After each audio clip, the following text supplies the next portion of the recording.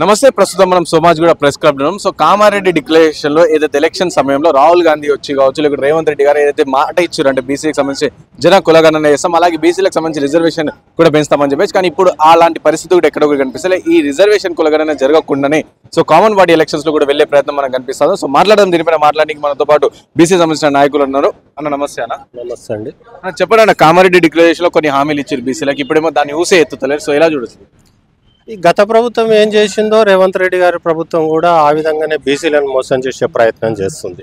Assembly ఎలక్షన్లకు ముందు బీసీల ఓట్లు అవసరం కాబట్టి కామారెడ్డిలో పెద్ద బహిరంగ సభ పెట్టి బీసీలకు మేము అధికారం వచ్చిన 100 రోజుల్లోనే జనగణనలో కులగణన జరుపుతాం, కులగణన జరిపిన తర్వాత జనాభా లెక్కలు తీసిన తర్వాత కుల లెక్కలు తీసిన తర్వాతనే స్థానిక సంస్థల్లో బీసీలకు 42% రిజర్వేషన్లతోటే స్థానిక సంస్థల ఎన్నికలకు పోతామని ప్రకటించడం జరిగింది. కానీ ఇప్పుడు దాన్ని తప్పదాటేస్తూ ఆయనకు అవకాశం అయిపోయింది, అధికారంలోకి వచ్చిండు కాబట్టి అయితే ఏముంది చేయకుంటే ఏముంది అన్న రీతిలో బీసీలకు మోసం చేసే ప్రయత్నం రేవంత్ రెడ్డి గారు చేస్తున్నారు. మార్చి 15వ తేదీన కూడా వారు ఒక జీవో నెంబర్ 20 తీయడం జరిగింది. ఏది జనగణన జరుపుతున్నట్టు దాన్ని పక్కన పెట్టేసిండు. కారణం ఏందని బీసీ సంఘాలు బీసీ పార్టీలన్నీ కూడా ఉద్యమిస్తుంటే జనగణన జరపడానికి చాలా టైం పడుతుందని, స్థానిక సంస్థల ఎన్నికలు ఇప్పటికే 6-7 నెలలు లేట్ అయినాయని, ఈ కారణంగా సెంట్రల్ నుంచి రావాల్సిన ఫండ్స్ రావడం లేదని, అందు కారణంగానే తక్షణమే బీసీ కమిషన్ ఒక రిపోర్ట్ ఇవ్వాలని, ఆ రిపోర్ట్ ఆధారంగానే స్థానిక సంస్థల ఎన్నికలకు వెళ్తామని అంటున్నాడు. గత ప్రభుత్వం సేమ్ 40% పైగా ఉన్న రిజర్వేషన్ కేసీఆర్ గవర్నమెంట్ లో గతంలో జరిగినట్టు లోకల్ బాడీ ఎలక్షన్ లో 23% తగ్గించింది. రేవంత్ రెడ్డి కూడా రెడ్డి వచ్చి మొదలెట్టనట్టు సేమ్ ప్రయత్నం చేస్తున్నాడు. అంటే ఇది దొరల తెలంగాణ కానీ ప్రజా తెలంగాణ కాదు. ఎన్నికల ముందు దొరల తెలంగాణ వద్దు, ప్రజా తెలంగాణ కావాలని రేవంత్ రెడ్డి ప్రకటించిండు. కానీ ఆయన కూడా ఒక దొరకులాంటి చెందిన వ్యక్తి కాబట్టి దొరతనాన్ని ప్రదర్శిస్తూ దొర పాలన చేస్తున్నాడు. ఇది తగదని కూడా ఈ బీసీ సంఘాల నుంచి మేము డిమాండ్ చేయడం జరుగుతుంది, హెచ్చరించడం జరుగుతుంది. తప్పనిసరిగా గతంలో సమగ్ర కుటుంబ సర్వే జరిగినప్పుడు కేవలం 15 రోజులలోనే అధికారులు అంతా సమకూర్చుకొని ఒకే రోజు రాష్ట్రం మొత్తం సమగ్ర కుటుంబ సర్వే జరిపినప్పుడు ఇంత ప్రభుత్వ యంత్రాంగం ఉండగా మీరు ఎందుకు జరపలేరు? ఈవెన్ ఇప్పుడు 1 వీక్ 10 డేస్ 15 డేస్ లోపే ఈ కులగణన జరపవచ్చు అంటే జరిపే చిత్తశుద్ధి వీరికి లేదు. బీసీలను మోసగించే ప్రయత్నంలో ఉన్నాడు. ఇది తగదు. మీరు బీసీ ఓట్లు వేయించుకోరు, బీసీ డిక్లరేషన్ చేసిరు, 42% రిజర్వేషన్లు పెంచుతున్నారు.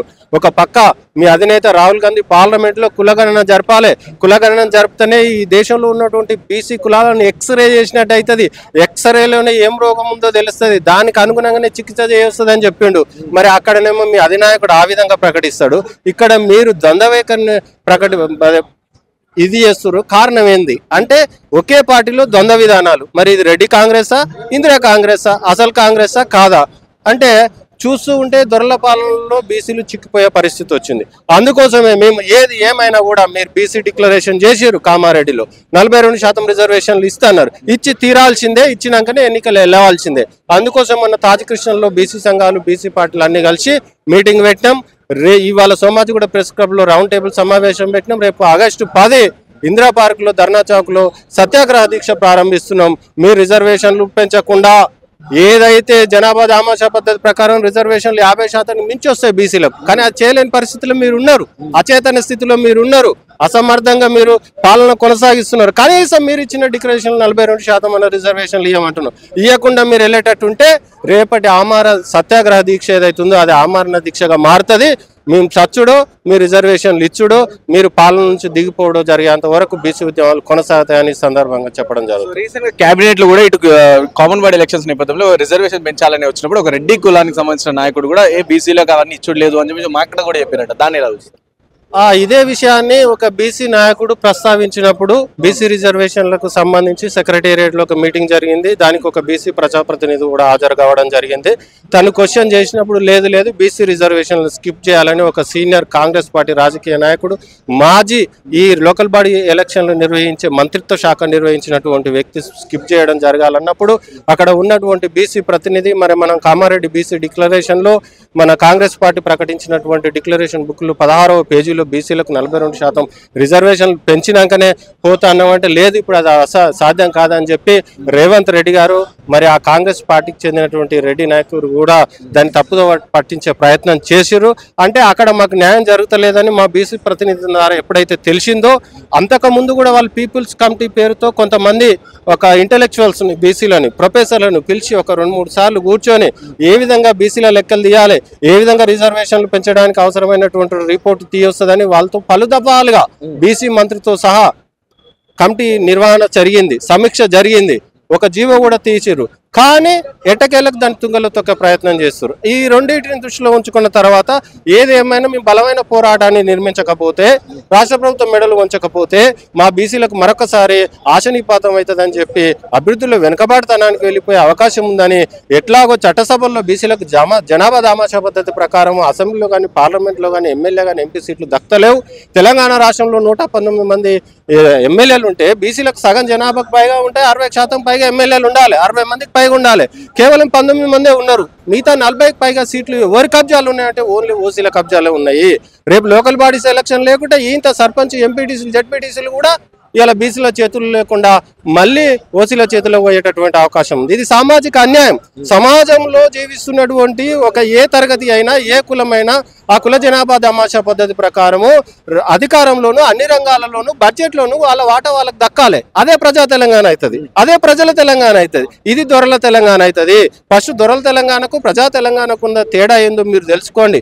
మీకు తెలుసు, రేవంత్ రెడ్డి గారు ఎన్నికలకు ముందే ప్రకటించిండు, రెడ్లే అన్ని పార్టీలకు అధ్యక్ష పదవి ఇవ్వాలి, రెడ్ల ద్వారానే రాజ్యాధికారం సాధ్యమవుతుంది, ప్రతి ఊర్లో ఒక రెడ్డి ఉంటాడు, ఆ ఊరిని రెడ్డే మెయింటైన్ చేస్తాడు అన్న రీతిలో ఆయన నియామకాలు కూడా ఆ విధంగానే చేపడుతుండు. చీఫ్ సెక్రటరీ కానించి డీజీపీ దగ్గర నుంచి పోలీసు శాఖలో ముఖ్యమైనటువంటి పోస్టుల దగ్గర నుంచి ఈ జిహెచ్ఎంసీ కమిషన్, మరి అదేవిధంగా ఆర్డీఓ పోస్టులు, జాయింట్ కలెక్టర్ పోస్టులు ఏవి చూసినా ఆయన కుల సంబంధితులకు ఇస్తుండు. అంటే ఇంకా ఆయన కులవాదిగానే కొనసాగుతుండు. రాజ్యాంగబద్ధమైన పదవిలో ఉన్న నేపథ్యం ఆయన జీర్ణించుకోలేకపోతుండు. కానీ ఇది అంబేద్కర్ చక్కటి రాజ్యాంగాన్ని రాసించిండు. అంబేద్కర్ రాజ్యాంగాన్ని ఇంప్లిమెంట్ చేసినప్పుడే సామాజిక న్యాయం జరుగుతుంది. సామాజిక న్యాయం జరిగినప్పుడు పేద ప్రజలకు న్యాయం జరుగుతుంది.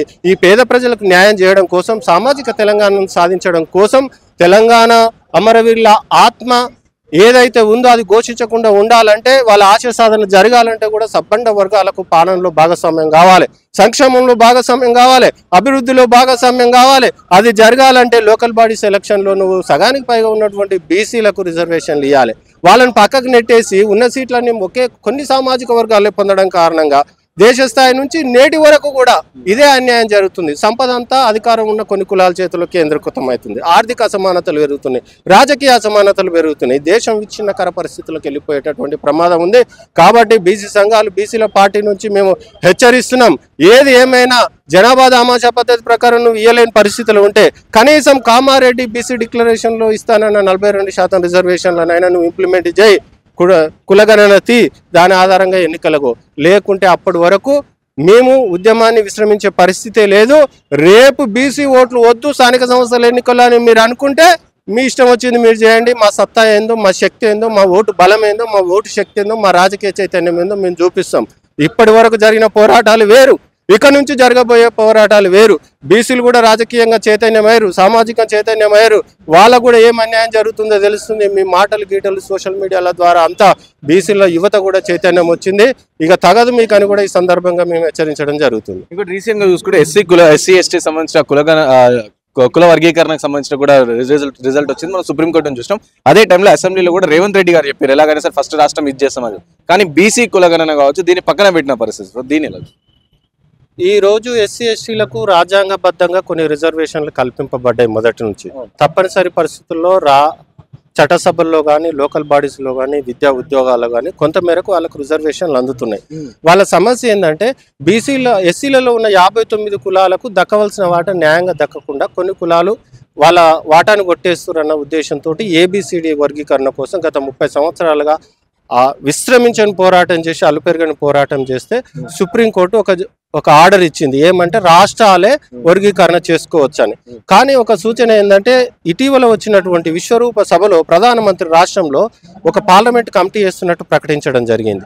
ఈ తీర్పు ఆధారంగా ఆ పార్లమెంట్ కమిటీ ఒక బిల్లును తయారు చేసి పార్లమెంటులో పెట్టి లోక్సభలో, రాజ్యసభలో దానికి ఆమోదం తెలిపి రాష్ట్రపతి ఆమోదం పొందిన తర్వాత రాజ్యాంగంలోని 9వ షెడ్యూల్లో పెట్టినప్పుడు మాత్రము భవిష్యత్తులో దానికి ఏం ప్రమాదం జరగకుండా ఉంటుంది, ఒక రాజ్యాంగ సేఫ్టీ ఏర్పడుతుంది. ఇంకా ప్రాసెస్ మిగిలి ఉన్నది, అదొక భాగం. అయితే దానికి ఒక క్రిమిలేయర్ తొలగిస్తా అంటారు. భారతదేశంలో బీసీలకు క్రిమిలేయర్ ఉన్నది.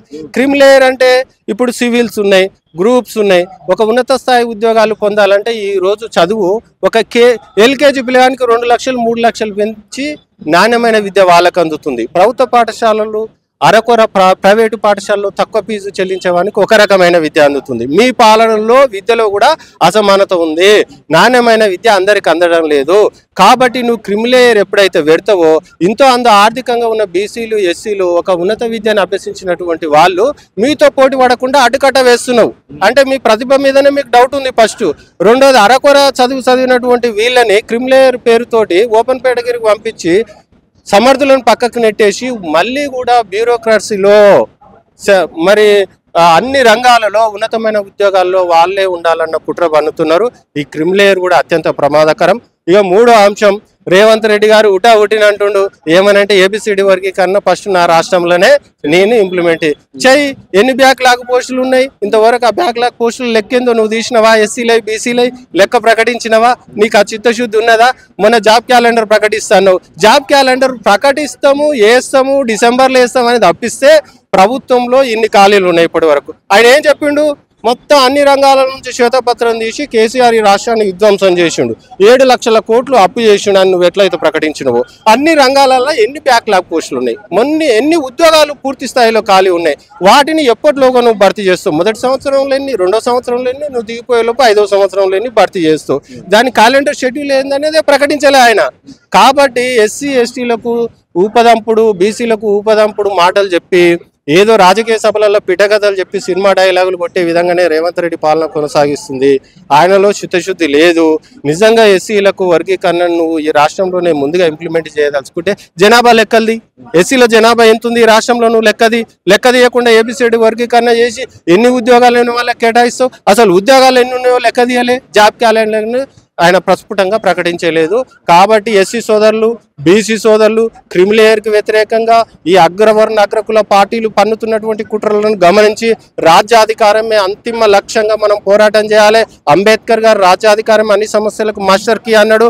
ఆ విధంగా మనం ఒక రాజకీయ నిర్మాణం చేసుకొని మన ఓట్లు మనం వేసుకొని మనం చట్టసభల్లో మన జనాభా దామాషా పద్ధతి ప్రకారం అడుగుపెట్టి మనకు కావాల్సిన చట్టాలను మనమే తయారు చేసుకున్నాం. మనకు కావాల్సిన బిల్లులను మనం తయారు చేసుకున్నాం. 93% ఉన్నాం తెలంగాణ రాష్ట్రంలో. మనం ఎవరిని అడగవలసినటువంటి అవసరం లేదు. అప్పటి వరకు ఇంకొక 5 సంవత్సరాల ఎలక్షన్లు ఉన్నాయి కాబట్టి అప్పటి వరకు మా ఓట్లతో మీరు గెలిచినందుకు, పాలనలో మీరున్నందుకు, ట్యాక్స్ ప్లేయర్స్ మీ అయినందుకు, బడ్జెట్ మా పనులతోటి రూపొందిస్తున్నందుకు మా వాటా మేము అడుగుతున్నాము. జనాభా దామాషా పద్ధతి ప్రకారం బడ్జెట్ను పంచు, జనాభా దామాషా పద్ధతి ప్రకారం రిజర్వేషన్లు పంచాల్సిందే. అప్పటి వరకు మేము అలిపోని పోరాటం చేసి ప్రభుత్వం మెడలు వంచైనా సరే మా హక్కులను సాధించుకుంటాం. చివరిగా అన్న బీసీలకు ఏం చెప్పదలుచుకోరు మీరు ఈ సందర్భంగా? అలాగే ఏంటంటే బీసీలకు సంబంధించిన ఏవైతే ఇవన్నీ ఉంటాయి, అవన్నీ కొట్లాటలు ఏవైతే ఇవన్నీ కేవలం ఎలక్షన్స్ ముందు వస్తే దాని తర్వాత బీసీలంతా సైలెంట్ అయిపోతారని ఒక వాదన కూడా.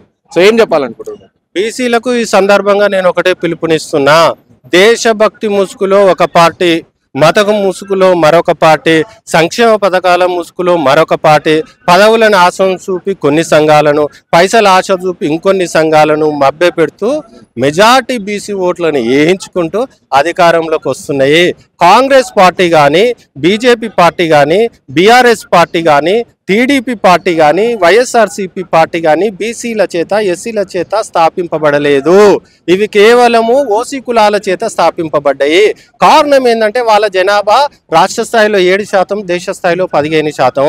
వాళ్ళ జనాభా ఓట్లు వాళ్ళు వేసుకుంటే అధికారంలోకి వచ్చేటటువంటి అధికారం లేదు. కాబట్టి ఒక పార్టీ పెట్టి దానికి ఒక పేరు పెట్టి ఒక సిద్ధాంతాన్ని చూపించి ఒక జెండానిచ్చి బీసీలపై భుజాలపై మోపి వీళ్ళనే బానిసలుగా మార్చి, కూలీలుగా మార్చి, జెండాలు మోర్చే కార్యకర్తలుగా మార్చి వీళ్ళ చేతనే ఓట్లు వేయించుకొని వాళ్ళ అధికారంలోకి వస్తున్నారు. కాబట్టి బీసీ సోదరులారా, మనకు రాజ్యాధికారం రావాలంటే రాజకీయ పార్టీ ఉండాలి. అదేవిధంగా మన ఓటు మనం వేసుకోవాలి. కాబట్టి మనము రాజకీయ పార్టీ నిర్మాణంలో ఉన్నాం. మీరందరూ ఉన్న రాజకీయ పార్టీలను వదిలేసేయండి. ఓసీ రాజకీయ పార్టీలను, బీసీల చేత, ఎస్సీల చేత, ఎస్టీల చేత స్థాపింపబడ్డటువంటి రాజకీయ పార్టీల్లో జాయిన్ కాండి. మన జెండా మనం మోదాం, మన సిద్ధాంతాన్ని మనం మోదాం, మన ఓట్లు మనం వేసుకొని మనం రాజ్యాధికారాన్ని తీసుకొని కుమ్మరి కులానికి అభివృద్ధి ఎట్లా చేయాలి, ఆధునీకరణ ఎట్లా చేయాలి, చాకలి కులాన్ని అభివృద్ధి ఎట్లా చేయాలి, ఆధునీకరణ ఎట్లా చేయాలి, సంచార జాతులకు ఏ విధమైన అభివృద్ధి సంక్షేమాన్ని అందించాలి. ఆయన అసెంబ్లీలు ఉంటే ఆయన కష్టం తెలుస్తుంది, ఆయన బాణిని వినిపిస్తాడు. అధికార యంత్రాంగంలో మన ఐఏఎస్లు ఐపీఎస్లు ఉంటే దానికి సంబంధించిన చట్టం చేస్తారు. అధికారంలో మనం ఉంటే దానికి సంబంధించిన బడ్జెట్ ఇస్తాము. ఇన్ని కుట్రలు కుతంత్రాలతో కూడి 75 సంవత్సరాలుగా రాజ్యాంగం వచ్చినాక కూడా మనం ఓటేసుకొని మనం మోసం చేసేటటువంటి ఈ బీజేపీ, కాంగ్రెస్, టీఆర్ఎస్ పార్టీలను నమ్మకండి. ఇప్పటికైనా పార్టీలను వదిలేయండి. మనం అంతా ఒకటైదాం, మన ఓటు మనం వేసుకుందాం, మనం రాజ్యాధికారాన్ని సాధించుకొని మనల్ని మనమే పాలించుకుందామని సందర్భంగా పిలుపు ఇవ్వడం జరుగుతుంది. Thank you. సో విన్నారుగా, ఇది అనమాట. సో రేవంత్ రెడ్డి ఏదైతే కామారెడ్డి డిక్లరేషన్ ఏదైతే ఇచ్చారో బీసీలకు సంబంధించిన 40% రిజర్వేషన్ ఇస్తామని చెప్పారు. కానీ ఆ దాఖలాలు కూడా ఎక్కడ కనిపిస్తలేని నేపథ్యంలో సో ఎలాగైనా సరే ఇప్పుడు బీసీ ఉద్యమం అంతా ఉధృతం చేస్తాం. సో వినకపోతే గతంలో కూడా చాలా సందర్భంగా ఉద్యమాలు చేస్తాం, కానీ ఆ ఉద్యమాలు వేరు, ఈ ఉద్యమం వేరు ఇప్పటి నుంచి. సో ఎలాగైనా సరే మేమెంతో మాకంతా అని చెప్పేసి అంటున్న పరిస్థితి. వీడియో జర్నలిస్ట్ సాయి ద్వారా Pratap reporting for Vahini TV.